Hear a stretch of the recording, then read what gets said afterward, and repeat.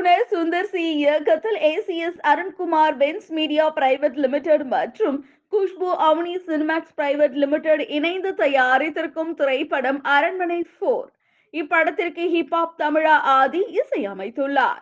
இதில் சுந்தர் சி, தமன்னா, ராஷி கண்ணா, யோகி பாபு, கோவை சரளா, BTV கணேஷ், சந்தோஷ் பிரதாப் மற்றும் பலர் நடித்துள்ளனர்.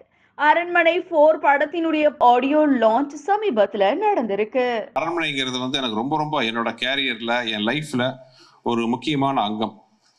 ஸோ எனக்கு கான்ஃபிடென்ட்டான நல்ல ஒரு இன்ட்ரெஸ்டான ஒரு ஐடியா கிடைக்கிற வரைக்கும் அந்த படத்தை இது வரைக்கும் தொட்டதே இல்லை.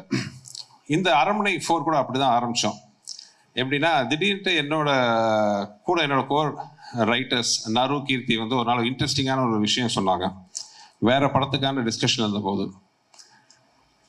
ஒரு பாக்குங்கிற ஒரு விஷயம், ஏன்னா அது பெரிய ஒரு ஹிஸ்ட்ரியா வரணும். அதாவது இந்தியாவில் பெரும்பகுதியை ஆண்ட மன்னர்கள், உதாரணத்துக்கு நீங்கள் அசோகர் எடுத்துக்கலாம், அவுரங்கசீப், அக்பர், அவங்க எல்லாமே அவங்களோட எல்லை பகுதிகள். இப்போ நார்த்தில் பார்த்தீங்கன்னா சில பேர் ஆப்கானிஸ்தான் வரைக்கும் போயிருக்காங்க, சில பேர் பாகிஸ்தான் லாகூர் வரைக்கும் போயிருக்காங்க, சில பேர் காஷ்மீரை தாண்டி இருக்காங்க அவங்களோட எல்லை பகுதி. அதே மாதிரி வெஸ்ட்லேயும் மேலே போயிருக்கு. சவுத்துலேயும் நீங்கள் பார்த்தீங்கன்னா சில பேர் டெக்கான் வரைக்கும் வந்திருக்காங்க, பெங்களூர் வரைக்கும் வந்திருக்காங்க, மதுரை வரைக்குமே வந்திருக்காங்க.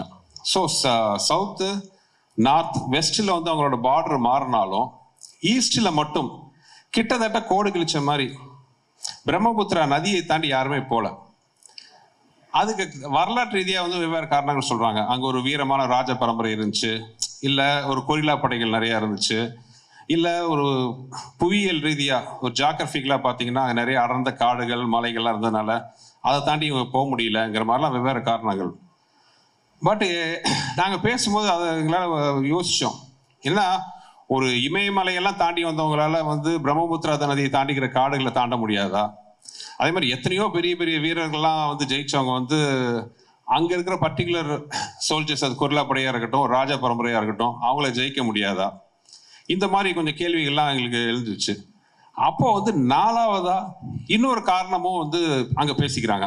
பொதுவாக என்னன்னா, இவங்க அந்த எல்லையை தாண்டாததுக்கு காரணம் அங்கே இருக்கிற வீரர்களோ இல்லை இப்போ ஜாகிரபிக்கல் ரீதியான இருக்கிற மற்ற விஷயங்களுக்கு மீறி அவங்க அங்கே அந்த எல்லையை தாண்டாததுக்கு காரணம் பயம் அப்படின்னு ஒரு அங்கே இருக்கிற சில சாரார்கள் இன்னும் சொல்லிட்டு இருக்காங்க.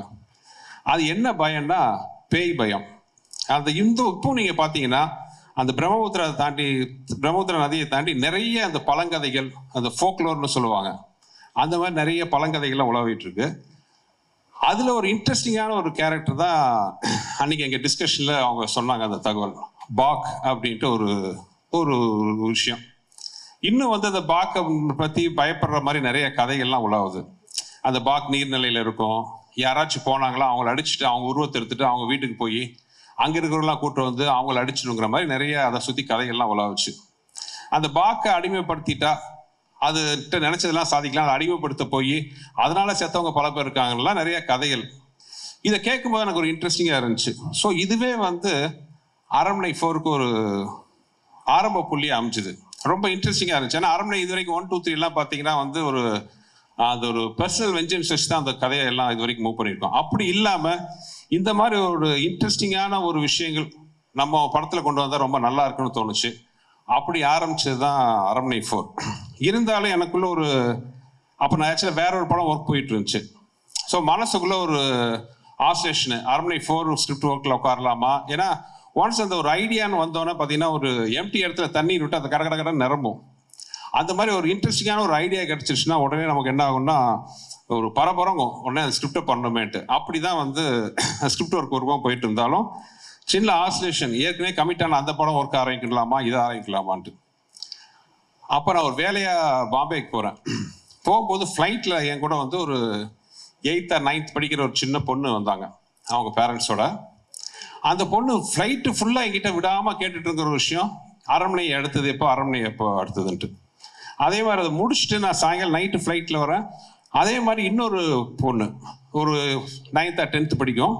அவங்க அப்பா அம்மா கூட நான் கடைசி பஸ்ஸில் ஏறுறேன். அந்த பஸ்ஸில் ஏறிட்டு, சார் உங்கள் பஸ்ஸில் தான் ஏறணும், வெயிட் பண்ணிட்டு இருக்கா அப்படின்ட்டு. என்னம்மாண்ணா, இல்லை நான் அரண்மனை ஃபேனு, எப்போ நீங்கள் அரண்மனை ஆரம்பிக்கிறீங்க அங்கிள் கேட்டுச்சு.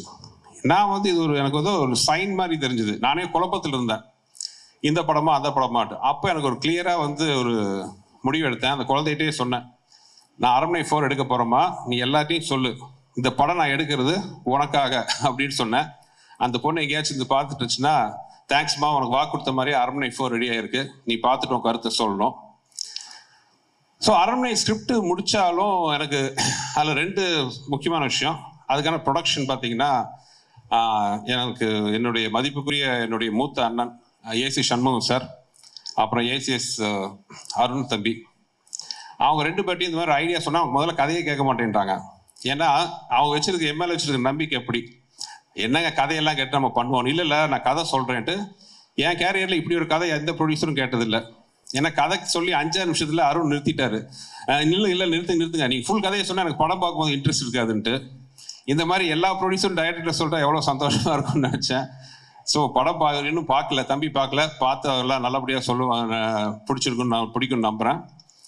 ஏன்னா இந்த படத்தில் வந்து இது வரைக்கும் அந்த அரண்மனையோட ஒரு பிரம்மாண்டமான பொருள் செலவு, பிரம்மாண்டமான விஷுவல்ஸ், சிஜி எல்லாமே ரொம்ப பிரம்மாண்டமாக இருக்கும். அதுக்கு வந்து இந்த மாதிரி ஒரு நல்ல ப்ரொடக்ஷன் ப்ரொடியூசர்ஸ் கிடைக்கலன்னா வந்து என்ன மாதிரி இயக்குநர்களுக்கு வந்து அது பண்ணுறது முடியாத காரியம். நான் என்ன பண்ணனாலும் உங்கள் சுதந்திரம். அவங்க இது வரைக்கும் இந்த நிமிஷம் வரைக்கும் இந்த ப்ரோக்ராம் ஃபங்க்ஷன் வரைக்கும் அவங்களுக்கு வந்து ஒரு விஷயம் என்கிட்ட கேட்டதில்லை. தேங்க்ஸ் தம்பி, அப்பாவுக்கும் என்னுடைய நன்றி. அப்புறம் இந்த படத்துக்கு மிகப்பெரிய பில்லராக இருந்து எனக்கு சப்போர்ட் பண்ண மதன் சார், அவர் இல்லைன்னா வந்து இந்த ஃபங்க்ஷனே இந்த அளவுக்கு இந்த மாதிரி பெருசாக நடந்திருக்காது. So thanks Madan sir.